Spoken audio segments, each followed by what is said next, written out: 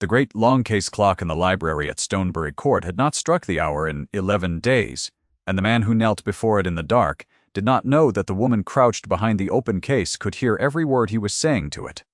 He thought he was alone.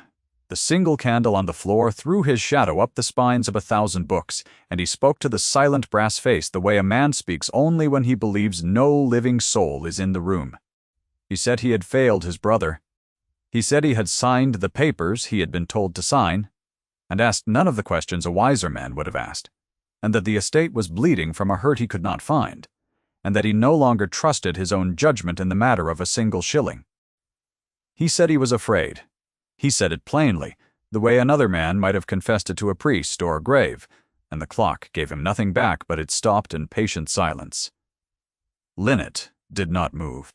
She had come at the housekeeper's word to wake the clock her father had made, and she had been inside the open case with the pendulum in her 2 hands.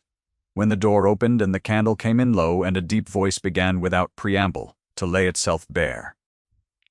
To stand now would be to shame him. To stay was to steal something not offered to her.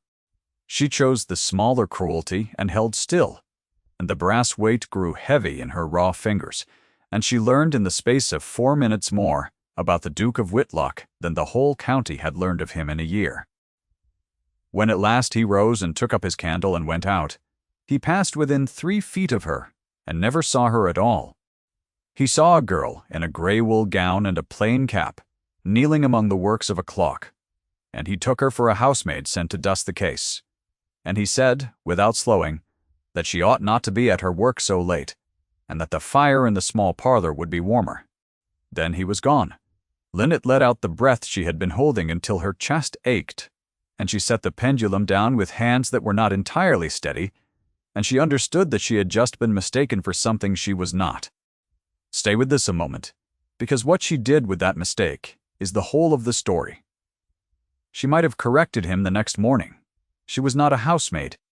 She was Linnet Carberry, 26 years old, the daughter of the finest clockmaker in 3 counties, and she had come to Stonebury because that clockmaker was 8 months in his grave, and the workshop he had left her could not pay its own rent on the trade of a woman.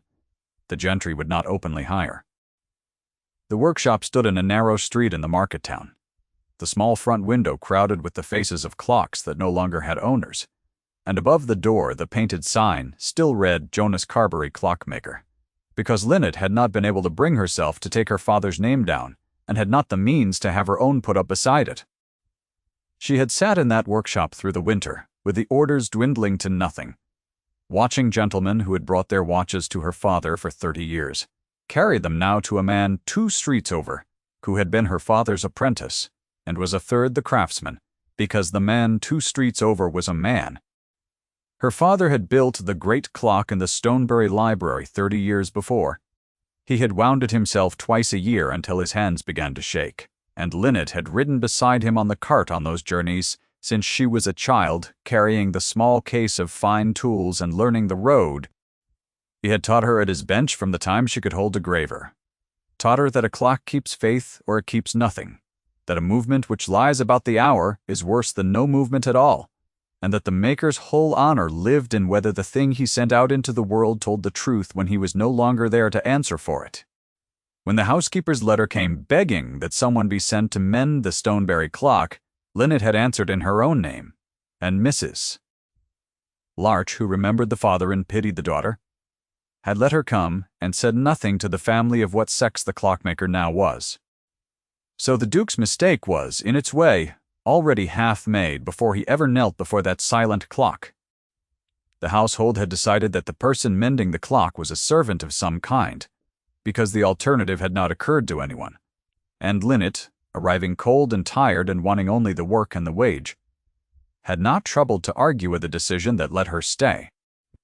What she had not bargained for was the confession. That changed the shape of everything. A servant may keep a master's secrets and think nothing of it. Linnet was no servant, though, and she had heard a proud man name his own fear aloud, and she could not now look at the Duke of Whitlock the way the county looked at him, which was the way one looks at a fortress. The county had decided a great many things about him. To the county, Rafe was the cold duke, the second son who had not wanted the title, and wore it like a coat cut for a larger man. His elder brother had held Stonebury for 9 years, and held it brilliantly, and had died of a fever in a single fortnight the previous autumn, and the title and the debt and the great stopped house had all fallen together onto a man who had spent his life in the army, and knew the price of a horse and the weight of a musket and nothing whatever of rents and one-tails and the slow theft that can hide inside a column of figures. To the county he was severe and unsociable and proud. To the county the new Duke of Whitlock was a man who did not care. Linnet had heard him weep without tears for a brother he could not save, and an estate he could not read. She knew better. She went on with the work because the work was real and the wage was real, and because she did not know what else to do with what she now knew. The great clock had a worn pinion and a fouled escapement and a mainspring that had been overwound by some heavy-handed footman, and to set all three right was a fortnight's careful labor. Larch found her a stool in good light, and brought her bread and small beer at noon, and the household grew used to the grey-gowned young woman bent over the open case in the library, and the household called her the clock girl, and Linnet let them. She told herself she would mend the clock and take her wage, and go, and never again be in a room where a duke knelt down by candlelight and forgot to be a duke. She very nearly managed it. The trouble was that the library was where the duke did his accounts.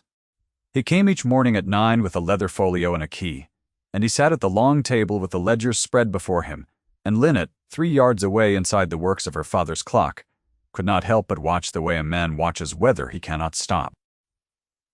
She saw his shoulders climb toward his ears as the morning wore on.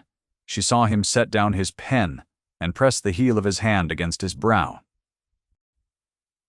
She saw him turn the same page 3 times, as though the figures on it might, by some mercy, come to mean something other than what they meant. He believed her a servant, and so he did not trouble to hide any of it from her. That was the cruelty of the mistake, and as it turned out, its strange grace. A man hides his struggle from his equals. He does not think to hide it from the furniture of his own library. And to the Duke of Whitlock, the clock girl was, in those first days, very nearly that. She came to know his mornings the way one comes to know weather. He arrived at 9 with the leather folio under his arm, and the ledgers already heavy on his mind. He poured himself no tea and rang for nothing, and he opened the books as a man opens a door he expects to find a creditor behind. For the first hour he would be steady. By the second hour the steadiness would have gone out of his shoulders, and he would rise and stand at the tall window with his back to the room and his hands clasped behind him, looking out at the bare autumn trees and the gray stone of his own walls, as though the answer he wanted might be standing somewhere on the lawn. Then he would sit again and take up the pen, and the pen would hover, and he would set it down unused.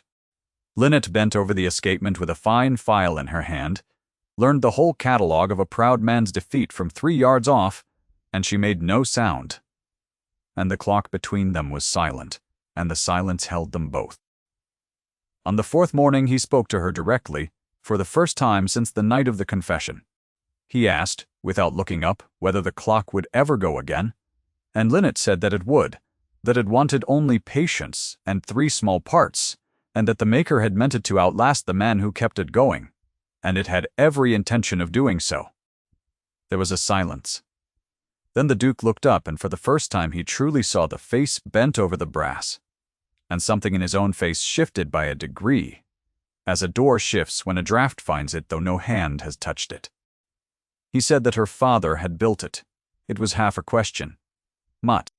She said that he had 30 years gone, and that she had learned the trade at his bench, and that there was not a wheel in that case she had not had in her own hand before she was 12 years old. She did not say her name. She did not say that she was no servant. She told herself the moment had passed for that, and she was not yet ready to surrender the safety of being no one in particular, and so she let him go on believing what was easiest for them both. That was the first lie, though she would not have called it a lie. It was only a thing left unsaid. Things left unsaid have weight, though, and this one would come due. The Duke began, after that, to talk to her. not as a man talks to a woman he is courting, for he did not for one moment imagine he was doing any such thing, but as a man talks who has carried a load too long alone, and has found in the corner of his own library a quiet creature who does not flinch and does not flatter. He asked her one gray morning whether she thought a man could be a fool and an honest man at once. She said she thought most honest men had been fools at least once, and that the dishonest ones were generally too clever to be caught at it. He laughed, a short rough sound that seemed to surprise him, and bent again to his ledgers. He told her another morning that he had commanded 200 men in the field, and never once doubted he could read a battle, the lie of the ground, the temper of the enemy, the moment a line would break. He said he could look at a length of road, and know in a glance where the ambush would come from. And he said that he sat now before a column of his own figures, and could not tell whether he was being robbed or merely being stupid, and that a man could bear to be one or the other but not to be unable to tell which. Linnet, who had spent her morning teasing a foul pivot back to true, said only that a battle and a ledger were not so unlike, that both would tell a man the truth if he learned their language, and that no man was born knowing how to read a clock either. He looked at her then for a moment longer than a duke looks at a housemaid, and said that perhaps he had been given the wrong tutors, and went back to his books. She did not know yet how nearly she had told him the whole of it. She watched him struggle with those ledgers for a week, and the watching taught her something that made the brass go cold in her hands. A clock and a ledger are not so different. Both are systems of small parts that must agree, and both will tell you, if you know how to read them, exactly where a thing has gone wrong. Linnet had spent her life reading where things had gone wrong, and from 3 yards off, upside down and across a table, she began to see that the Duke's ledgers did not agree with themselves. It was the steward who kept those ledgers, Mr. May. Pleydell had served the late Duke for 11 years, and he served the new one with a smooth and tireless deference that Linnet disliked before she could have said why. He was a neat, soft-handed man of perhaps 50, with a way of entering a room sideways and a voice pitched always to soothe. And he called the Duke "Your Grace" with a little bow each time, as though laying down a coin. He brought the figures. He explained the figures. When the Duke frowned at a figure, "Mister," Pleydell explained it again, more gently as one explains a hard thing to a grieving man. And the Duke, who did not trust his own judgment in the matter of a single shilling, let himself be soothed. Linnet, who trusted figures more than she trusted soothing, did not. She told herself it was none of her affair. She was the clock girl. She mended the clock and took her bread and her small beer, and she would go. Her father had made that clock to keep honest time in an honest house, though, and something in the house was not honest, and she found she could not unsee it any more than she could unhear what the Duke had said to the dark. The Duke's aunt came to Stonebury in the 2nd week, and with her came the first real pressure of the world. Lady Marjorie Croom was a handsome, decided woman who had buried 2 husbands and a great many opinions, and had clear views on the duty her nephew owed his name. She had brought with her a marriageable goddaughter and the plain expectation that Stonebury would soon want a duchess with a fortune large enough to stop the bleeding her nephew would not discuss. She swept through the library on her first morning and stopped at the sight of Linnet bent over the clock, and she looked at the gray gown and the plain cap and the tools laid out on the cloth, and she said to the Duke, and not to Linnet, that she did not know he kept a woman to do a man's work, and that it was the sort of false economy that had ruined cleverer houses than his. The dismissive label had been spoken. To Lady Marjorie, the woman at the clock was a false economy, a piece of the new Duke's mismanagement, a thing to be tidied away before company arrived. She said it in the plain certainty of a woman who had never once been wrong about the order of the world, and she did not lower her voice because one does not lower one's voice before a thing one means to have carried out. Linnet kept her eyes on the escapement in her hands, steady, and said nothing, and the brass was very cold, and she understood that in this house she had agreed to be no one, and that the bargain had a price she had only now begun to pay. The Duke said only that the woman knew her trade and would finish it, and that the clock had been built by her father, and he would have it mended by no hand but the one trained to it. It was not a defense of her. It was a defense of the clock. Linnet heard under the level words the smallest roughness all the same, and she filed it away with the other things she had heard him fail to hide. That night, Mrs. Breste Larch sat with her by the kitchen fire and told her, lo, the thing the household did not say in daylight. The housekeeper was a square, capable woman of 60 who had kept the keys of Stonebury since before Linnet was born, and she had brought down a pot of tea and 2 cups of plain white china and set them on the scrubbed deal table between them, and she poured for Linnet first, which was itself a small declaration. For one does not pour first for a servant, one means to keep in her place. She turned one of the cups in its saucer a long moment before she began. The way a careful woman turns a thing over to be sure she means to do it. The late Duke had been the careful one. He had read his own accounts and known his own land, and never once let Mr. Pleydell carry a figure he had not checked. And in the 9 years of the late Duke's reign, the steward had grown neither richer nor poorer than a steward ought.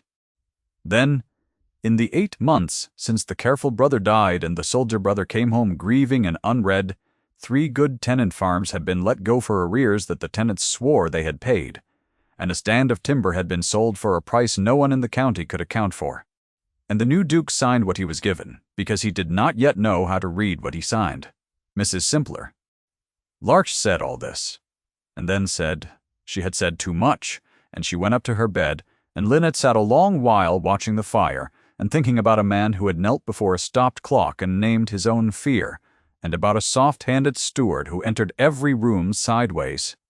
She decided, sitting there, that she would read the ledgers, not for the Duke. She told herself it was not for the Duke. It was for her father, who had built honest things for an honest house, and for the tenants who had paid and been turned out, and for the part of her that could not bear a column of figures that lied.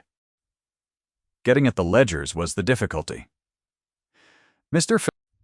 Pleydell kept them in a locked press in the steward's room, and brought out only the pages the Duke was to see, and a hired hand had no more business in the steward's room than a Duke had at a clockmaker's bench. Linnet had 2 things on her side. Even so, she had the freedom of a person no one watched, because no one watches the help.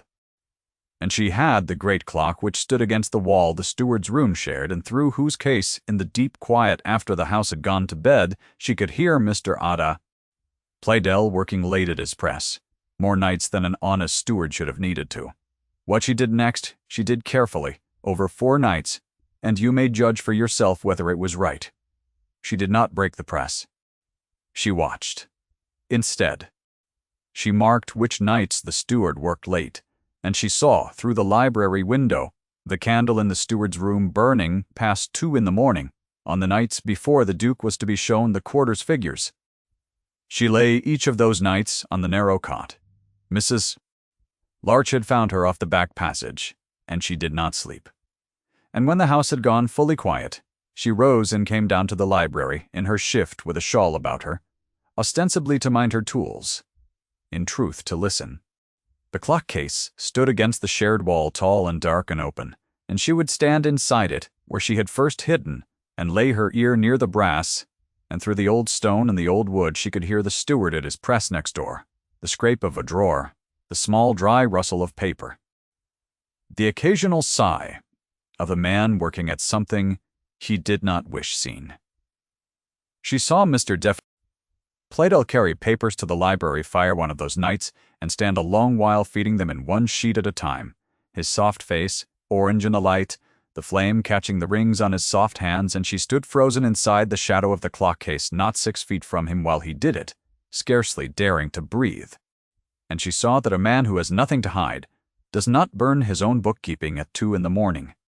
And on the 4th night, when the steward had gone up at last, she went into the library where he had burned his papers, and she knelt at the cold grate, and from the back corner where the draught had carried it, she drew out a single curled and browned half-sheet that the fire had not finished, and she read what was left of it by the light of one candle.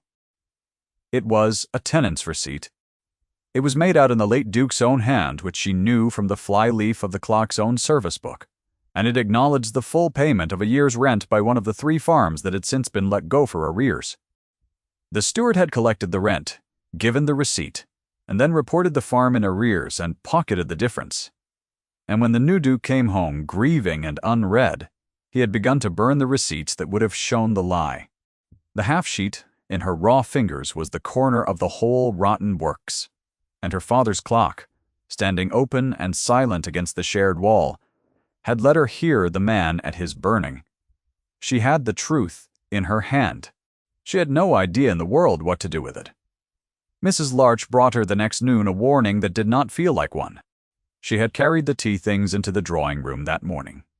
The housekeeper said, low, and she had heard Lady Marjorie telling her goddaughter, plain as church, that the clock girl ought to be turned off before she gave herself airs, that a woman who did a man's work soon fancied she was a man's equal, and that the new Duke's whole trouble was a softness that let such creatures linger in his library.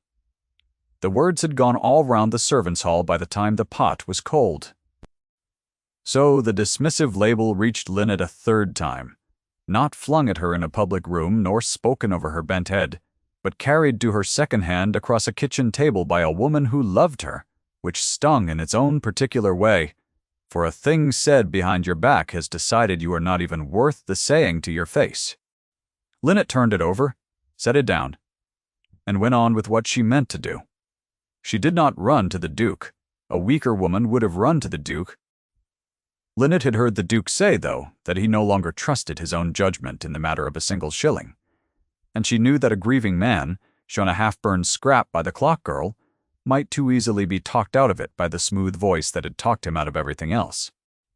Mr. Plaidle would say the scrap was old, was settled, was a servant meddling above her station, was perhaps even forged by that same servant for some purpose of her own, and the Duke, who did not know how to read a ledger, would not be able to stand against him. The truth alone was not enough. She needed the truth in a form the Duke could read for himself, with his own eyes, in his own time, so that no soft voice could explain it away. So she did the hardest and the most patient thing. She built him a way to see. Over the next 8 days, she finished the clock by day and worked by night with the half-sheet and her own father-trained mind, reading the receipts the steward had not yet burned, which Mrs. Larch, once she understood, brought up from the muniment room 2 and 3 at a time under her apron. See blanks. Linnet laid the receipts against the ledger figures the Duke had been shown, which she had by now read upside down across the table so many times she knew them by heart, and where the receipts said paid and the ledger said arrears, she made a fair, clean column of her own, in a clerk's plain hand her father had taught her, naming the farm, the sum collected, the sum reported, and the difference, 3 farms and a stand of timber, and 11 months, every figure able to be checked against a paper that still existed. The first farm was a holding of 40 acres, whose tenant had paid £18 at Michaelmas and been written down as £11 in arrears, so that £27 in all had walked quietly into the steward's pocket across the 2 collections of the year. The second farm she traced the same way, and the third, and the figures grew under her hand by the light of the one candle until the whole sum stood plain at the foot of the column, a little over £300 across the 11 months, which was a great deal of money to a turned-out tenant, and not so very much to a duke, and which was exactly why the soft-handed man had thought no one would trouble to add it. She added it. She added it twice, and got the same answer twice the way her father had taught her to prove a thing, before she set her name near it. She did not accuse. She did not flourish. She made it the way her father had taught her to make a movement, so that each part agreed with the next, and the whole told one true time, and could not be argued into telling another. And on the morning the clock was finished, she did not give the Duke the column. She wound the great clock instead.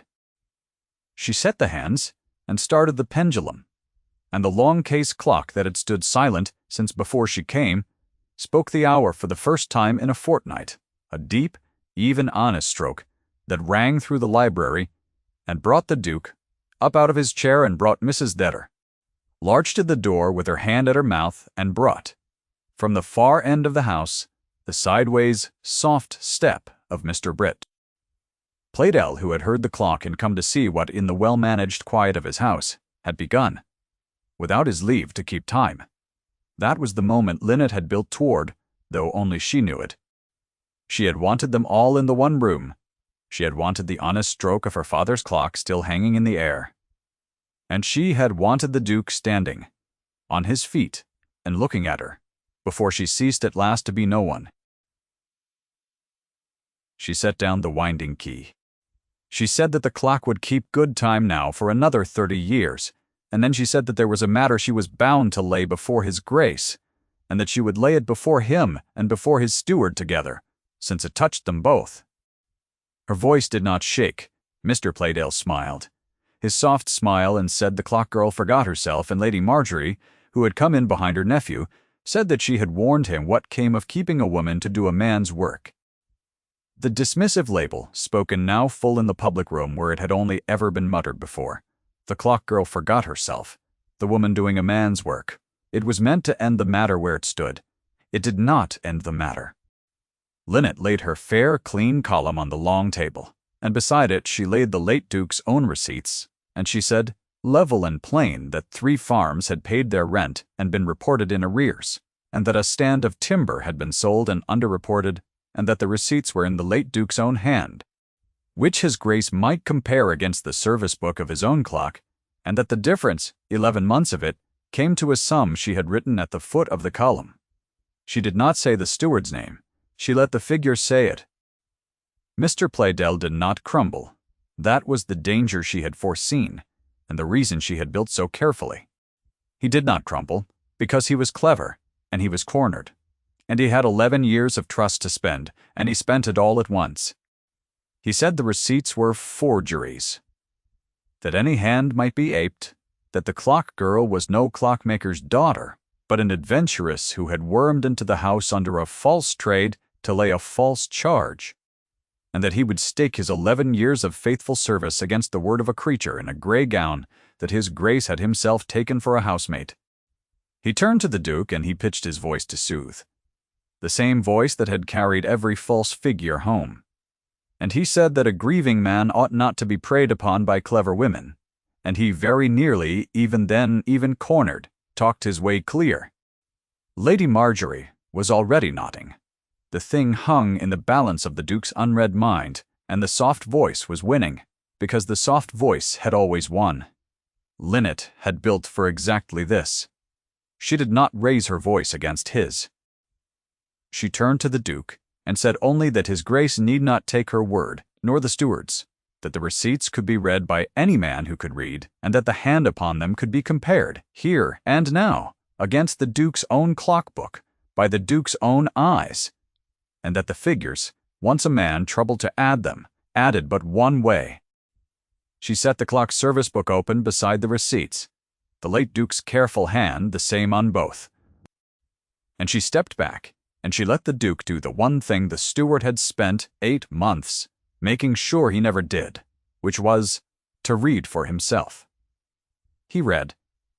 The library was silent, but for the honest stroke of the clock.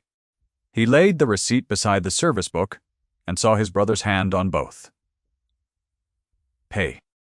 He ran his soldier's finger down Lynette's plain column, farm by farm, sum by sum, and he added the figures himself, his lips moving, the way a man adds who has decided to trust nothing. He has not added with his own hand. And the figures added but one way, and there was no soothing voice in the world that could make a column that agreed with itself say a thing it did not say. He looked up. He did not look at the steward.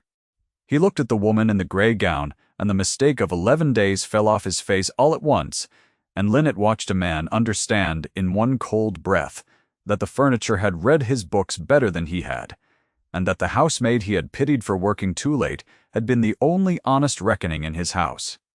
What he said then he said quietly, and he said it to the room, and it was 10 words and not one more. This account is true, he said, his voice level. Playdell is dismissed and will answer. It was not a grand speech. He did not match the steward's cruelty with cruelty, He did not have him dragged out or struck or shamed beyond the plain ruin his own hand had earned. He named the account true and named the man answerable. In the same library, where every false figure had been carried in and soothed away, and that was the whole of it, and it was enough. Pledel's soft face came apart by degrees, the smile going first, and he said the Duke's name once, and then said it was a misunderstanding, and then said nothing at all, because there was nothing left in his smooth voice that the open ledger had not already silenced. He went out between two footmen, sideways even then, and Stonebury was quit of him. Lady Marjorie did a thing that did her more credit than she knew. She looked at the column on the table, and she looked at her nephew, and she looked last and longest at Linnet, and she said stiffly that she had been wrong about the false economy, and that a house that could be saved by such a hand had no need of a fortune to stop its bleeding, and that she withdrew her goddaughter's claim with her own foolishness attached to it. It cost her to say it. She was a woman who had never once been wrong about the order of the world, and she had just been shown that her order had a hole in it the size of a clock girl, and she chose to look at the hole rather than look away. The county would learn the whole of it within the week, and the county, when it learned, would find that its cold, proud Duke had been robbed by the man it trusted, and saved by the woman it disdained, and the county would have for once the grace to be ashamed. The Duke crossed the library. He stopped before Linnet, and for a moment the old mistake hung between them one last time, because he did not know her name, Ower. He had confessed his deepest fear to her, and let her save his house, and he did not know her name. And he stood there, a man who had taken everything from her and given her nothing, not even the courtesy of asking who she was. He asked. He said that he had taken her for a servant, and that she had let him, and that he could not think why. Unless it was that he had given her no reason in the world to trust him with the truth of herself. He said it the way he had spoken to the clock in the dark, plainly, with the fear in it showing, and Linnet understood that he was confessing to her again, and that this time he knew she was listening. She told him her name. She said she was Linnet Carberry, that her father was Jonas Carberry, who had built his clock, and that she was no servant, and never had been, and that she had let him think it because a woman alone with a trade the world would not buy from her openly is safer, as no one, than as herself, and that she was sorry for the deceit, but not as sorry as she ought to be, because being no one in his library had let her hear and see and save what being herself would not have. She said it plainly, the held thing finally set down, and she watched him take it. He said her name back to her.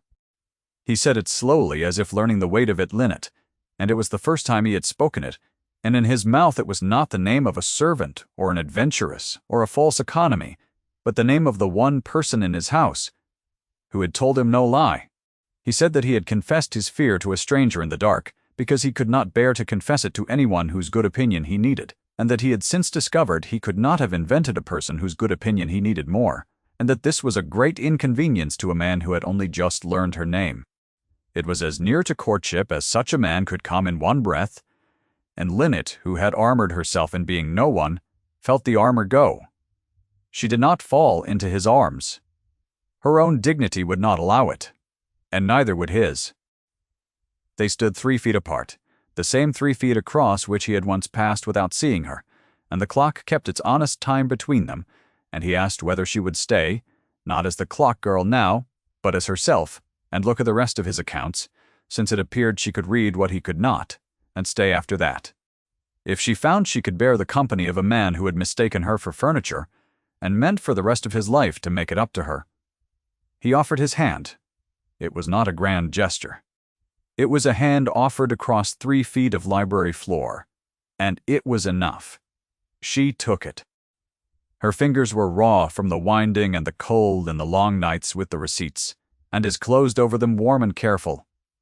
And that was the whole of the contact, a hand offered and a hand taken, and in the chaste warm space of it was more than the county's whole season of bows and fens had managed to say. They were married in the spring, quietly, in the small grey church on the Stonebury land, with Mrs. Larch weeping frankly in the second pew, and Lady Marjorie weeping in the first and pretending she was not. There was no fortune brought to the marriage, and none needed. for Linnet read the accounts now as her father had taught her, and under her hand the 3 farms came back, and the tenants who had paid and been turned out were sought and restored, and Stoneberry, which had been bleeding from a hurt its master could not find, was whole again within the year, because the woman the world had taken for a servant had known how to find it. The Duke kept one habit from the bad days, and Linnet let him keep it. On the nights when the weight of the house lay heavy on him, he would go down to the library alone with a single candle, and he would sit before the great long case clock that her father had built and her hands had healed, and he would say aloud the things he could say to no one else. The difference was that now he was not alone when he did it. Linnet would come down soft in her wrapper and sit on the floor beside the open case where she had once hidden, and the clock would tell its honest time over both of them. And the man who had confessed everything to a stranger he took for a servant would confess it all again to the woman he had married. And this time there would be a hand in his when he was done. The clock keeps good time. Still, it will outlast the man who winds it, as her father built it to do. And on the flyleaf of its service book there are now 2 hands instead of 1, the careful old hand of Jonas Carberry, and beneath it, the plain, clear hand of his daughter, who reads the accounts of Stonebury Court and is called by everyone in it, with no mistake left, Your Grace. If Linnet's quiet stood for someone you have known, someone the world looked past and never troubled to ask the name of, stay a moment with her before you go, and think kindly on the ones whose worth the room has not yet learned to read.